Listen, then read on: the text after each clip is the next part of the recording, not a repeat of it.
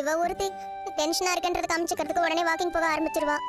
ரோகிணி, உன் மாமனார் வீட்டை விட்டு போனதை நினைச்சு உன் மாமியார் கூட இவ்வளவு டென்ஷனா இருக்க மாட்டாங்க. இதுக்கெல்லாம் காரணம் இவ தானே. நான் என்னடி காரணம்? அந்த வீட்ல நடக்கிற எல்லா பிரச்சனைக்கும் காரணம் நீ தாண்டி. உன் புருஷனை பெரிய ஆளாக்குறேன்னு சொல்லிட்டு நீ என்னென்னமோ பண்ண போய்தான் உன் புருஷன் இப்ப கடன்காரனா இருக்காரு. இன்னும் யார் யாரெல்லாம் இந்த வீட்டை விட்டு போக போறாங்களோ தெரியல. ஆனா ஒண்ணு மகேஸ்வரி, எல்லாரையும் அந்த வீட்டை விட்டு அனுப்பினாலும் இவ மட்டும் அந்த வீட்டை விட்டு போக மாட்டா. நான் ஏன் அந்த வீட்டை விட்டு போகணும்? நான் அந்த வீட்டோட மருமக, மனோஜ் என்னோட ஹஸ்பண்ட். அது சரிதாண்டி. நீ பண்ணதெல்லாம் வெளியே தெரிஞ்சதுன்னா நீ போக தேவையில்ல. எல்லாரும் சேர்ந்து உன்னை கழுத்து பிடிச்சு வெளியே தள்ளி விட்டுருவாங்க.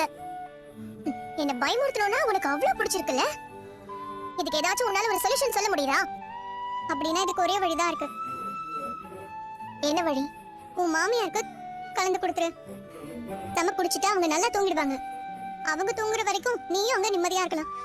பரவாயில்லையே, ரோஹிணியோட பழகி பழகி நீயும் ரோஹிணி மாதிரி திங்க் பண்ண ஆரம்பிச்சிட்டல்ல. சூப்பர் ஐடியா மகேஸ்வரி, உனக்கு ஏத்த ஐடியா. நீ சொன்னதும் நல்ல ஐடியா தான் மகேஷ். எனக்கும் இதை விட்டா வேற வழியும் தெரியல. ஏதாச்சும் ஒண்ணு பண்ணி ஆண்டி கிட்ட இருந்து தப்பிக்கணும். அதுக்கு இது நல்ல ஐடியா தான். எனக்கு அந்த கூட ஏய் பாத்துடி, 4 மாத்திரையை சேர்த்து போட்டு ஒரேடியா போய் சேர்ந்து போறாங்க அவங்க. அப்புறம் உனக்கு வாழ்க்கை முழுக்க ஜெயில் தான். நீ கொஞ்சம் சும்மா இருக்கியாடி? நானே இவ்ளோ ப்ராப்ளம்ல இருக்கேன்.